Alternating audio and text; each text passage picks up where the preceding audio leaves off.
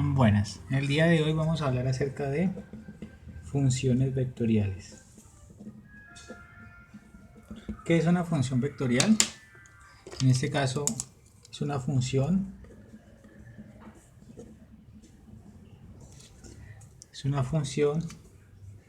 que tiene, es una función que es un vector.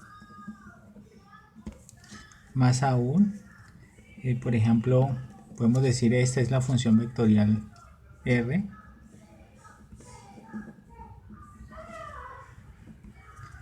Entonces, si es un vector en R3, ¿qué quiere decir esto? Que R se puede escribir como un vector con tres componentes. En este caso, las componentes también van a ser funciones. A T se lo conoce como parámetro de la función. ¿Cuál es la importancia de este tipo de descripción? Que por ejemplo en el caso de la física este tipo de funciones pueden describir el movimiento de un objeto. Entonces este tipo de funciones describen el movimiento de los objetos. Esto específicamente para el caso de la física. ¿Okay? En otros casos puede, en otros contextos puede estar describiendo variaciones. Entonces, en otros contextos puede describir variaciones. ¿Listo? En otros contextos puede describir variaciones como por ejemplo todas las medidas antropométricas de una persona,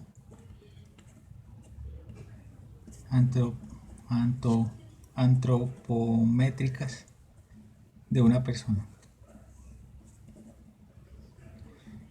Como así, por ejemplo, en el caso de los niños, normalmente los pediatras realizan gráficos, digamos, en términos de la edad dada en meses, digamos, de cosas como el peso o también la talla. Pero más aún, estos gráficos pueden no solamente ser medidas en tiempo, sino de talla versus peso. Eso da regiones, por ejemplo, en el caso de la pediatría, da regiones de interés, supongamos que sea así, ¿listo? Donde estas regiones, por ejemplo, son consideradas lo normal. Eso cuando el niño va, por ejemplo, a una consulta de control y desarrollo. Entonces permitiendo evaluar la salud, en este caso del niño. ¿Listo? Dependiendo de si está en la curva o no está en la curva. ¿Listo? Entonces, ese es como uno de los usos que se le puede dar a este tipo de funciones. Por otra parte, ese tipo de funciones, ¿cómo se estudiará este tipo de funciones? ¿Cuáles son las propiedades? Entonces, las propiedades de las funciones vectoriales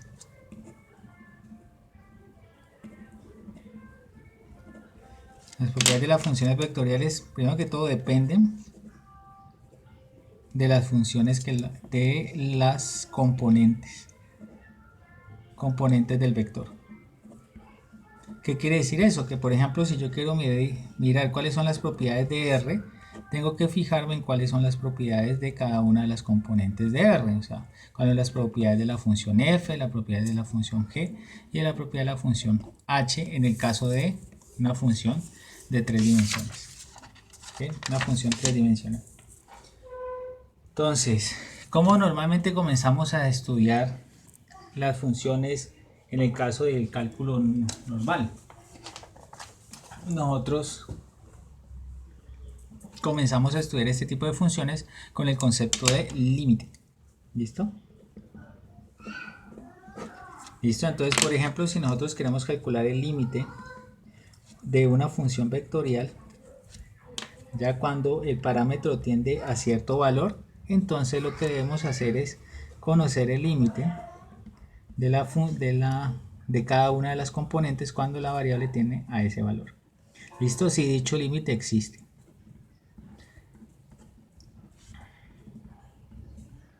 HDT. Si el límite existe. El límite para cada función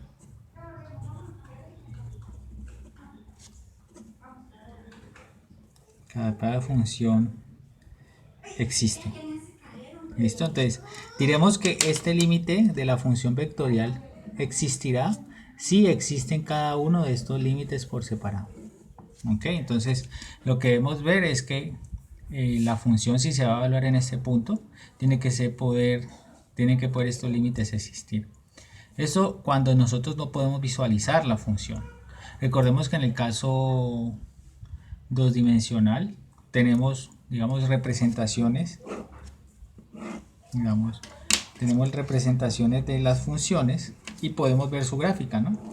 Entonces, por ejemplo, digamos que yo quiero calcular el límite cuando x tiende, digamos que esto sea x, esto y, y esto sea una función de una función de x. Entonces, el límite en este punto, cuando x tiende a adquiere este valor de aquí, llamamos el valor L. ¿Listo? Esto cuando podemos hacer un gráfico sencillito de la función.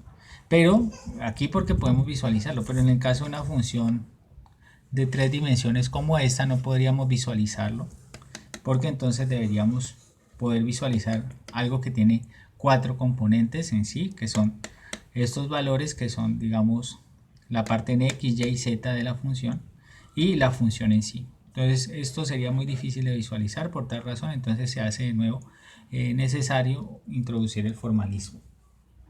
¿Listo? Muy bien. Entonces, de acuerdo a esto, de acuerdo a esta definición, es posible mostrar que se puede mostrar que si tenemos dos funciones vectoriales u y b, funciones vectoriales, entonces el límite cuando t tiende a de la suma de las funciones vectoriales, ¿cierto? En este caso esta es igual al límite cuando t tiende a de las funciones vectoriales evaluadas por separado. Esto gracias a que por ejemplo si miramos componente a componente, esto gracias a que si miramos componente a componente cada una de las funciones, entonces si tenemos una suma de vectores, la suma de dos vectores es la suma de las componentes por separado. Entonces supongamos esto, supongamos que u se puede escribir así como u sub 1, u sub 2, u sub 3. Aquí en este caso vamos a no utilizar el argumento t, suponiendo que cada una de estas también tiene ese argumento, o sea, todas, y esto es b1, b2, b3. Entonces de aquí nosotros podemos ver que, por ejemplo, ¿quién sería el vector u más b? Es igual a u1 más b1, u2 más b2 y u3 más b3.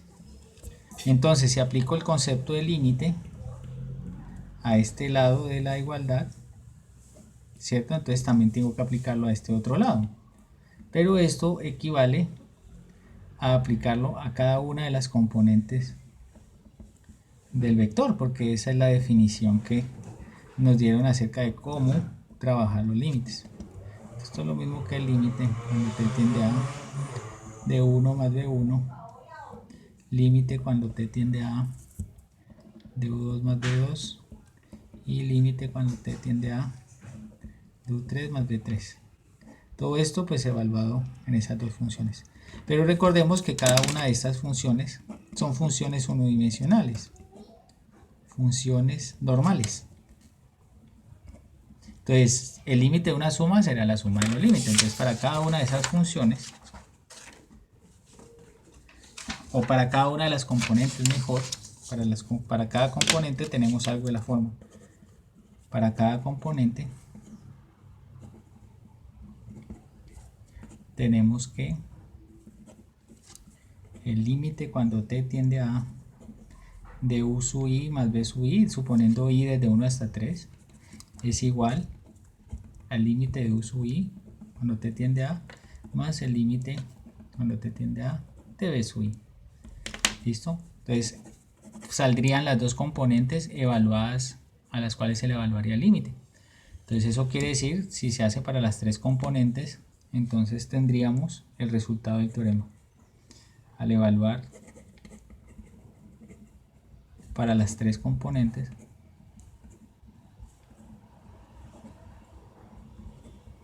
entonces el límite cuando t tiende a de la suma de las funciones vectoriales u y b, u más b, entonces sería igual a el límite b, sería igual al límite cuando t tiende a de u sub 1, el límite cuando t tiende a de u sub 2, el límite cuando t tiende a de u sub 3, más este otro vector, porque cada componente se podría separar en dos pedazos, entonces uno para u y uno para b, entonces este sería para b, mi límite cuando t tiende a de b sub 3. Pero ¿qué es esto? Esto de aquí es ¿quién? Este es el límite cuando t tiende a ¿de quién? De u. Y este de aquí es el límite cuando t tiende a ¿de quién? De b. Entonces queda demostrado el teorema.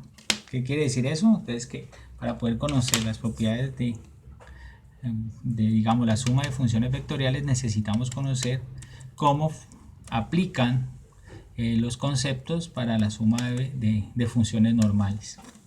Eso es lo que quiere decir. ¿Listo? Entonces, por otro lado, también se cumple lo siguiente. Esto ya sin demostración. Esta sería como la demostración formal de la primera propiedad. La otra propiedad dice que si tú tienes una función vectorial y la multiplicas por una constante, entonces puedes sacar la constante y evaluar el límite. ¿Listo? ¿Esto por qué? Pues cada componente cumple esa propiedad. Cumple esa propiedad. O esta propiedad. ¿Cuál es? Que si por ejemplo yo tengo el límite cuando t tiende a de c de f de t, eso es lo mismo que c del límite cuando t tiende a de f de t. ¿Listo? Entonces lo que hacemos es sacar la constante. Esto es para funciones normalitas, esto lo sabemos desde el curso de cálculo diferencial. Entonces todas las propiedades para funciones vectoriales se estudian a partir de las propiedades de las funciones vectoriales. Muy bien, pero hay algo más interesante para las funciones vectoriales, y es que las funciones vectoriales, con las funciones vectoriales podemos crear nuevos objetos, como por ejemplo, si u y b son vectores, son funciones vectoriales, entonces podemos definir el objeto u.b, ¿cierto? Que simplemente sería u sub 1, b sub 1, u sub 2, b sub 2, más u sub 3, b sub 3. ¿Listo? Que es el producto punto. Y el producto vectorial, ¿listo? Y podríamos armar el producto vectorial. El producto vectorial sería el determinante de esta matriz JK, ¿listo? De U1, U2 sub 3, B1, B2, B3. Que simplemente, pues, como ya sabemos, nos da este vector. U2, B3, menos U3, B2, U3, B1, menos U1, B3, y por último U1, B2, menos U2, B1. Listo, nos da este vector. Entonces, la pregunta es, bueno, y si tú quieres evaluar el límite de esto, el límite de este nuevo objeto y el límite de este nuevo objeto que se arma con funciones vectoriales, ¿cómo lo evalúas? Porque tienes que tener en cuenta cada una de las componentes del vector. de los vectores. Entonces eso es sencillo. Bueno, es sencillo en el sentido de la definición. Entonces se puede mostrar que se muestra esto, que si por ejemplo yo evalúo esto en un lugar problema, o sea, en un lugar donde quiera saber a qué tiende este objeto, basta con evaluar cada una de las funciones por separado, ¿cierto? Yo las evalúo por separado, este me da un vector y este me da otro, y entonces aplico el producto punto entre los vectores que me da. De forma análoga, si en vez de tener el producto punto me pregunto por el producto cruz, entonces evalúo cada función por separado y encuentro también el producto cruz como el límite, el producto cruz de los límites de cada una de las funciones vectoriales. Entonces eso es como la gran ventaja de tener estos nuevos objetos. Recordemos que este de aquí está relacionado con ¿quién? Con el área del paralelogramo, con el ángulo. ¿Sí? Producto punto es un punto coseno, seno, con el área del paralelogramo formado por U y B. Listo, el área del paralelogramo formado por U y B. Y listo. Y este con el producto cruz es un vector que es perpendicular a U y B. Listo, entonces están relacionados con esas dos cositas. Muy bien. El área del paralelogramo, no, miento, esto no es el área del paralelogramo, es el ángulo formado por U y B, que es el área del paralelogramo, es la norma del vector U cruz B. ¿Listo? Y también entonces que la norma de U cruz B es el área del paralelogramo formado por U y B. ¿Listo? El área del paralelogramo formado por U y B. Eso es como muy útil en este sentido de que son dos nuevos objetos matemáticos que se arman con funciones que antes no teníamos. ¿Listo? Entonces, muy bien. La pregunta es entonces cómo proceder normalmente.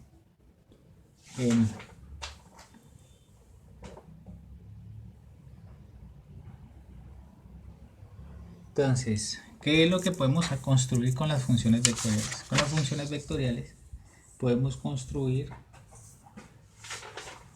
nuevos objetos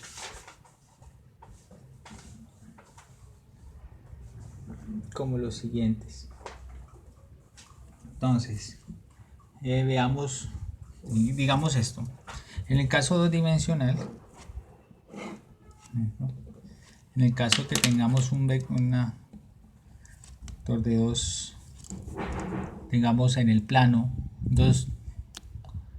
dos puntos, llamemos este punto P y este punto Q, entonces nosotros podemos movernos por el segmento que va desde P hacia Q, ¿cierto? En este caso, ¿qué será entonces? Necesitamos crear un parámetro que nos permita movernos desde el punto P hacia el punto Q. Y el movimiento que está aquí descrito pues sería un movimiento lineal en términos pues de nuestro parámetro T. Entonces, ¿qué podemos hacer aquí? Para esto, entonces recordemos lo siguiente. Yo puedo definir un vector en esta dirección, ¿cierto? Que esté asociado al punto P de forma análoga. Vector en esta dirección que esté asociado al punto Q. ¿Listo? Y en principio, este vector de aquí sería el vector que va desde el punto P hacia el punto Q. ¿Listo? Este va en esta dirección. Eso es lo que podemos saber. Pero entonces, ¿quién sería PQ? Vector PQ. Vector PQ sería Q, las componentes de Q menos las componentes de P. Como es dos dimensional, entonces diríamos así, X sub Q menos Y sub Q, ¿cierto? Y B menos X sub P, X sub P aquí, y Y sub Q menos Y sub P. Listo, tenemos esta. Estas serían nuestras componentes. ¿Ya? Pero entonces si yo quiero moverme a lo largo de esto, entonces basta con que yo me pare aquí en un punto cualquiera. Esto por medio de un vector R. Ese vector R puede moverse desde aquí hasta aquí. Pero como vamos, pues, tiene como cabeza un punto que se mueve desde aquí hasta aquí. Entonces mi pregunta es ¿cómo sería R de t? Esa es mi pregunta ahora. Entonces resulta que es posible describir R de t en términos de los vectores P y Q. Sabemos que, por ejemplo, en este caso, si arrancamos en el punto P, ¿cierto? Si arrancamos en el punto P, debemos llegar al punto Q. Entonces, para poder hacer esto, lo que hacemos es sumar, ¿listo? Un parámetro que sería t, que multiplica a esta resta, al vector q menos t, menos p. ¿Listo? En este caso, ¿qué tendríamos? Esto que está aquí es este vector pq. Entonces lo único que tendríamos que hacer es variar t entre qué valores, entre 0 y 1 para movernos desde p a q. Cuando t vale 0, ¿dónde estamos? Pues estamos en el punto P. Mientras que cuando t vale 1, esta parte de aquí sería q menos p, p con p se iría y me quedaría solamente q. Entonces, esto me define los dos extremos. Y cualquier valor entre 0 y 1 me define cualquier punto que esté entre el segmento que une p con q. Esta es una forma de describir segmentos en el espacio. ¿Okay? En el caso tridimensional también los podemos escribir de otra forma, donde t es el parámetro. T puede variar entre 0 y 1. ¿Listo? Normalmente esto donde lo vemos, en los casos de movimiento rectilíneo uniforme. ¿Listo? En esos casos de movimiento rectilíneo nosotros sabemos que x, por ejemplo, la componente x es un x sub 0 más ¿quién? Más un parámetro que es la velocidad por el tiempo. ¿Listo? Entonces, en este caso, la velocidad es la que nos indica hacia dónde se está moviendo. Por ejemplo, en el caso de, como es un movimiento unidimensional, entonces digamos que este es mi x sub 0, si b es positiva, entonces me estaría moviendo hacia este lado. Si b es negativa, me estaría moviendo hacia el otro lado. ¿Listo? En el caso unidimensional. Pero veámonos que aquí nos estamos moviendo sobre una línea recta, pero no es exactamente lo mismo acá. Es como si cogiéramos esta línea y lo que hiciéramos era trasladarla hasta este punto. ¿Okay? Entonces cualquier movimiento lineal se puede describir también así. Esto en este caso sería un movimiento lineal. El asunto es qué tan rápido lo hace, ¿no? Aquí lo hacemos con velocidad constante. Aquí lo que cambiamos es el parámetro t, es como si estuviéramos con una velocidad constante de 1. ¿Listo? Y t fuera nuestro parámetro temporal. O sea, nos dice cómo variamos, cómo nos vamos desde aquí hasta aquí con una velocidad de 1 en nuestro parámetro temporal t. ¿Listo? Entonces lo que está haciendo esto es describirnos movimientos en el espacio. En este caso, el vector R describiría la posición de un objeto en el espacio. Solamente que ya no estaría tirado sobre uno de los ejes, sino que está en el espacio en general. ¿Listo? Eso es lo que podríamos ver. Por otra parte, esta forma de escribir R se puede escribir de otra manera, como 1 menos t por p. En este caso lo que hago es distribuir t aquí más q más t de q. Listo, esta sería otra forma de escribir este mismo resultado de acá. Listo, este nos define movimientos unidimensionales desde p hacia q, pero no siempre son ese tipo de movimientos. Supongamos que el movimiento que va a tirar o que va a realizar un objeto es un movimiento circular. ¿Cómo definimos los movimientos circulares? Entonces son los movimientos que se realizan en círculos, ¿cierto? De radio, también muestro aquí, de radio R. ¿Okay? Entonces si yo quiero mirar cómo se mueve este objeto, ¿cierto? Este objeto va a comenzar a moverse así y yo puedo asociarle una velocidad angular o una velocidad de movimiento. Entonces este tipo de movimientos que están aquí se pueden describir por medio de dos componentes, una componente X y una componente Y, que satisfacen lo siguiente: X es igual a R coseno de omega t, donde omega es la velocidad angular,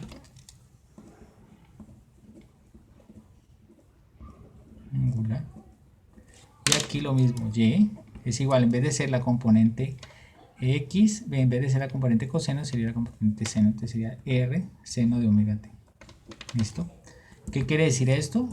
En la medida que cambia mi parámetro t, se va modificando el ángulo de la posición del objeto, y en particular, cuando nosotros tenemos una posición de estas, sabemos que esto tiene dos componentes, x, y. ¿Listo? Si este es el ángulo sería omega t. Entonces, ¿quién es la componente x? X pues sería, de acuerdo a, sería el coseno del ángulo, coseno de omega t. ¿Quién sería? Sería simplemente la componente cateto adyacente sobre hipotenusa. La hipotenusa aquí sería r. ¿Listo? Y en el otro caso, el seno de omega t, porque ese es el ángulo, sería igual a y sobre r, de donde obtenemos las ecuaciones que están acá. Es decir, un movimiento circular está descrito en términos de una función vectorial. ¿Y función vectorial cuántas componentes tiene? Tiene solamente dos componentes. En este caso, r sería una función de este estilo, r coseno de omega t y r seno de omega t. ¿Listo? Entonces serían movimientos dos dimensionales. ¿Dónde son útiles este tipo de descripciones? Pues en movimientos circulares, como ya hemos visto, o donde tengan que ver velocidades de revolución, procesos donde hayan cortes debido a sierras que giran, ese tipo de cosas se pueden escribir aquí. ¿Listo? Donde W pues nos dice qué tan rápido puede hacerse digamos el movimiento. Si W es rápido, pues B es grande, esto se hace rápido, este movimiento es rápido. Si W es pequeño, entonces pasa de manera pequeña, se hace de manera lenta aquí. Entonces, muy bien. Entonces en el espacio es posible describir otro tipo de movimientos ya más complejos.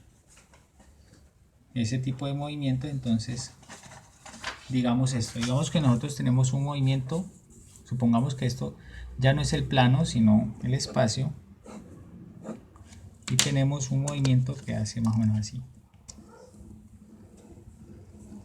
Listo, y se va moviendo haciendo como elipses, como, no, elipses no, espirales. Listo, entonces ¿cómo se realiza? Si digamos estaban las componentes x, y, z y se está desplazando en y hacia allá, entonces él se va a desplazar en y con una velocidad, mientras que en x y en z hace un movimiento circular. Una posible descripción para este tipo de movimientos sería un movimiento circular entre x y y en el plano xz. Por lo tanto, x puede describirse como un radio, donde el radio sería pues entonces el radio de giro aquí, suponiendo que él se mueve en el medio de un eje, llamémoslo así, un eje cualquiera, colocémoslo aquí, un eje de ese estilo. ¿Listo? Entonces se va a mover a lo largo de ese eje. Bueno, en particular podría ser el eje Y. Aquí he colocado cualquier otro, pero podría ser el eje Y. R coseno de omega t, suponiendo que estoy haciendo la descripción del ángulo en esta forma. En Y se movería con una velocidad constante hacia allá. Entonces eso quiere decir que él se mueve con una velocidad v, llamémosle así, v de y, con una velocidad constante t, o sea, la distancia entre este y este lugar sería una cosa constante. Listo, no cambia. Esta distancia aquí fueran la misma.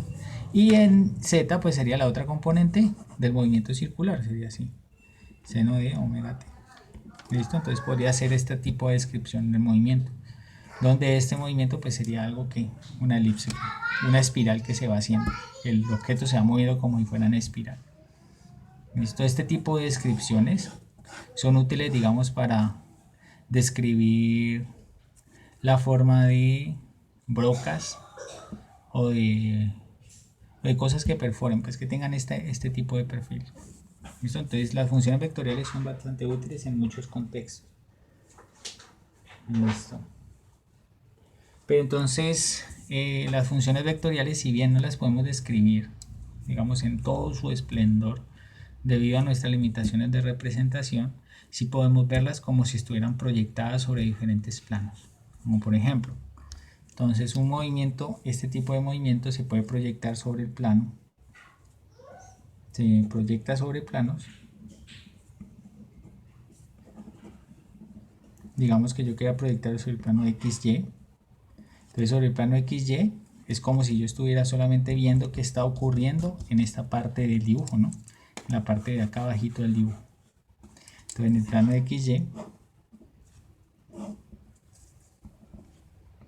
¿qué vería yo?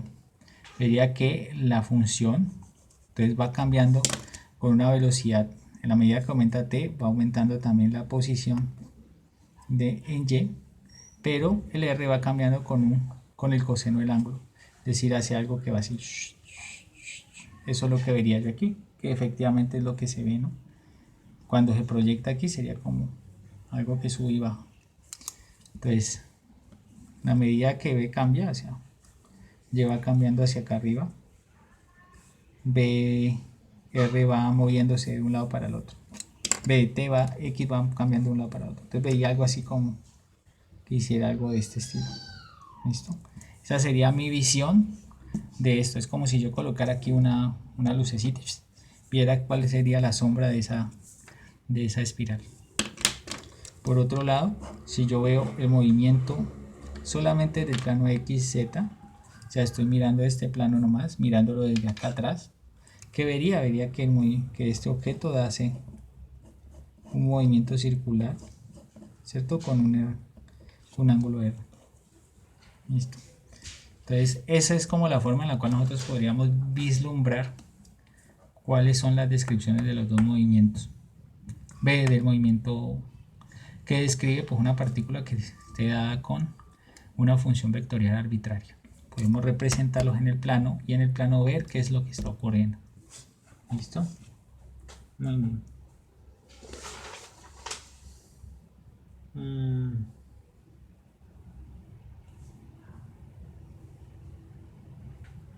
Entonces, por ejemplo, uno de los ejercicios que puede colocarse es, como estos son objetos matemáticos, este tipo de objetos puede estar representado por el movimiento de planos en el espacio.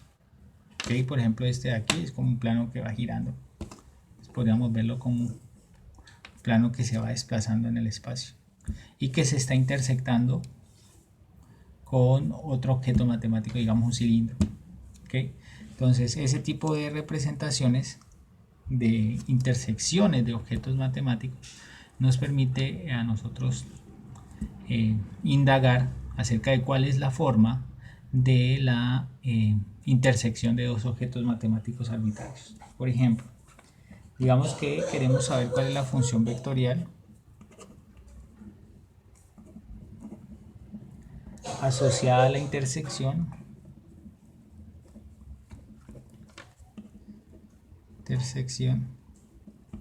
de dos superficies. En particular veamos la primera superficie, la superficie x cuadrado más y cuadrado igual a 4 y la superficie z igual a xy. Listo, en este caso estos puntos que están aquí me van a representar un plano. ¿Ok? Entonces la pregunta es, bueno, ¿qué es lo que se puede ver de estas dos superficies? Esta que está aquí es un cilindro en 3 dimensiones. Este es un cilindro. Digamos, aquí es un plano. Entonces, cuando yo intersecto el cilindro y el plano, ¿qué es lo que voy a obtener? ¿Listo? En este caso,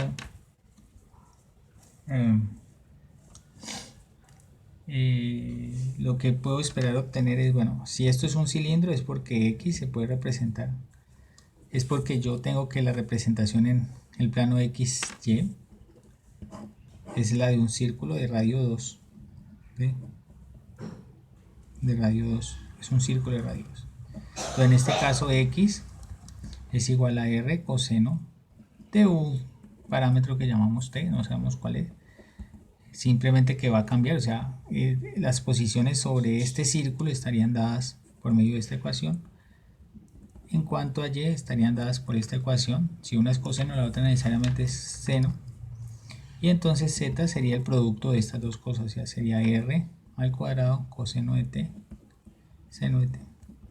Entonces en últimas, la representación de la superficie de intersección estaría dada por esta función vectorial que tiene tres componentes, donde X quien sería R coseno T, Y sería R seno T, y Z sería R cuadrado coseno T seno T. ¿Listo? Entonces esa sería como la representación de esta función vectorial, la función vectorial que representaría la intersección de estas dos curvas. Veamos otro ejemplo. Supongamos que tenemos este objeto, un objeto matemático de esta manera. Digamos que es z igual a 4x al cuadrado más y al cuadrado. Tenemos que y es igual a x al cuadrado, o sea, es como se va a representar este objeto. Entonces, tenemos estas dos curvas, ¿okay? Y queremos ver qué es lo que representan. Entonces, estas dos curvas cuando se intersectan, pues como vemos, y se puede escribir en términos de x como x al cuadrado. Entonces aquí, al reemplazar esto, encontramos que z es igual a 4x al cuadrado más y cuadrado, pero y cuadrado sería x al cuadrado, 4x al cuadrado más que es x a la 4. Entonces, en este caso la curva r de t la puedo expresar como x, y y z. Como x no tiene representación alguna, simplemente lo podemos colocar como x. Y sería x al cuadrado y z sería 4x al cuadrado más x a la 4. En este caso nuestro parámetro no sería t, sino que sería x, porque x es el número que estaría libre. Entonces en términos de x, la curva que representa dicho movimiento estaría dada así. Si cambiamos el parámetro x por t, pues entonces esto se convertiría en t cuadrado y 4t cuadrado más t a la 4. Muy bien. Pero bueno, esto no es solamente lo útil, aparte de que las funciones vectoriales representan en movimientos en el espacio y también puede representar la intersección de objetos matemáticos, también tienen asociadas otras cosas, como por ejemplo la derivada. ¿Cómo calculamos la derivada de funciones vectoriales?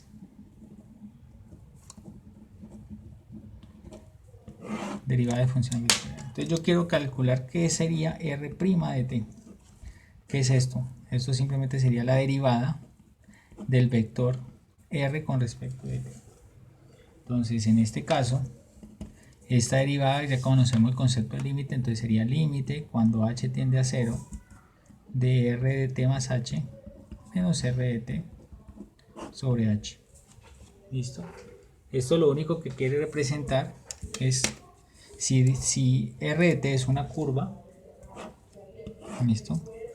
Si r de t representa esta curva, entonces para un valor de t ella puede estar en este lugar, ¿listo? Para t más h estará en un lugar distinto, ¿ok?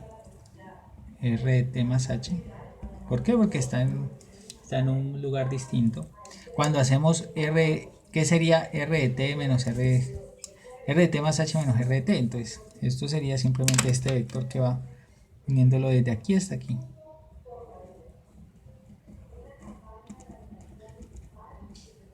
Este sería mi vector r de t más h menos r de t, el cual se puede escribir en este caso que es paralelo a este vector RT más H menos RT.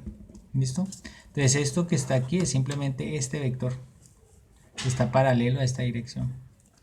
En particular, cuando yo hago que H cada vez se acerque más y más y más, sea más y más y más pequeño, cada vez me va acercando más al valor de RT. En últimas, este numerito, este vector se va aproximando a quién. Cuando H tiende a 0, entonces ese vector se va aproximando, si esta es mi curva, y este es RT. Entonces cuando H tiende a 0, lo que hago es aproximarme a la recta tangente a la curva. ¿Listo? Entonces, esto en particular sería R' de t. Okay, me voy acercando cada vez más. Entonces, como yo me voy acercando a una recta que es tangente a la curva, en cualquier punto de la curva cuando t varía, entonces es conveniente definir un vector tangente a la curva. Entonces, vector tangente a la curva, vector tangente a la curva, entonces lo podemos definir así. Vector tangente t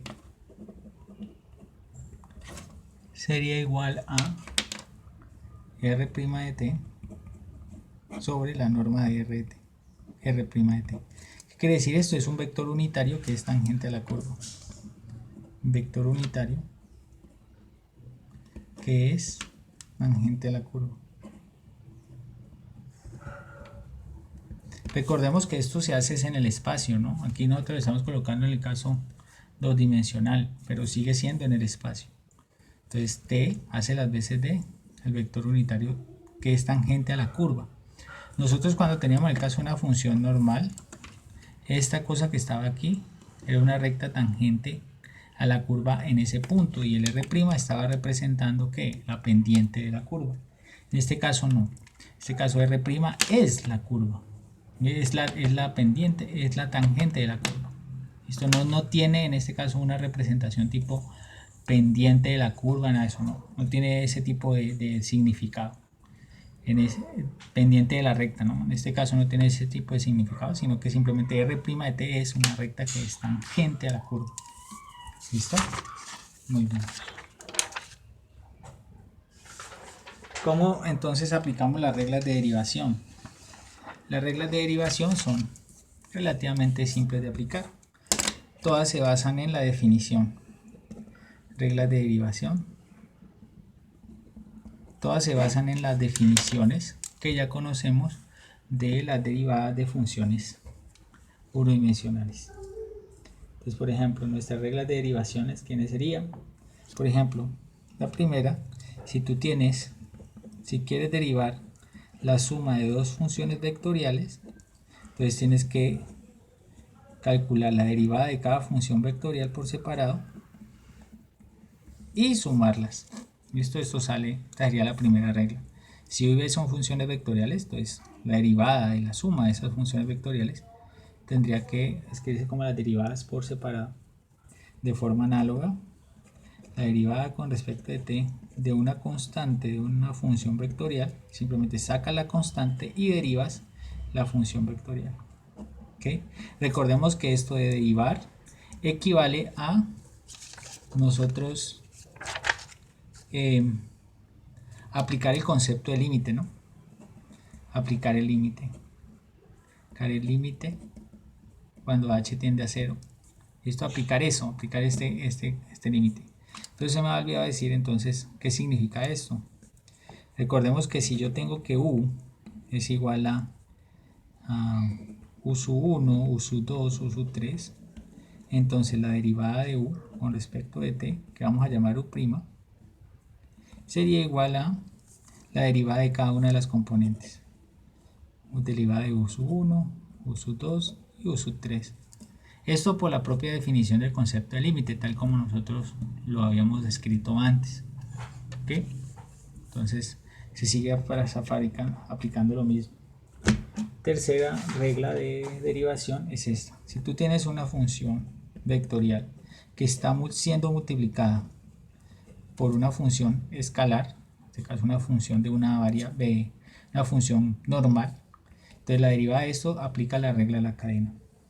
La demostración es relativamente sencilla porque f multiplica cada componente del vector u, y entonces al multiplicar cada componente del vector u, al derivar, como tengo que derivar cada componente, derivaría el producto de dos funciones. Entonces me sale la regla de Leibniz, ¿no? La regla de producto. Entonces sería d de f de dt, que multiplica el vector u, más f, que está multiplicando a la derivada del vector u. ¿Ok? Saldría esto. De forma análoga, bueno, entonces tenemos estos objetos que son el producto punto de u con b. Entonces, ¿qué tendría? Yo tendría la suma de tres productos.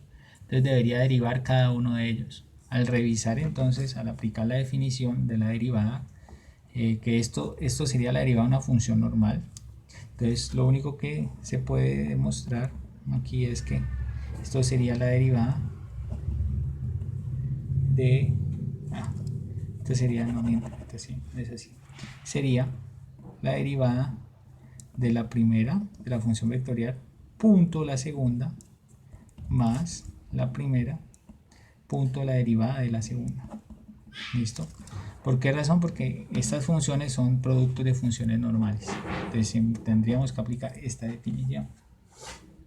Y por último, aquí tenemos la derivada de el producto cruz entre dos funciones vectoriales. Entonces, ¿cuál sería esto? Al aplicar las reglas de derivación, al aplicar qué es el producto cruz, nos damos cuenta que son, en general, cada una de las componentes va a tener productos de funciones. ¿Cómo? Así. Tendrá productos de funciones de este estilo. Tendrá productos de funciones así. Entonces nosotros lo que debemos hacer es entrar a derivar cada una de estas funciones que están aquí, pero esas son funciones simples.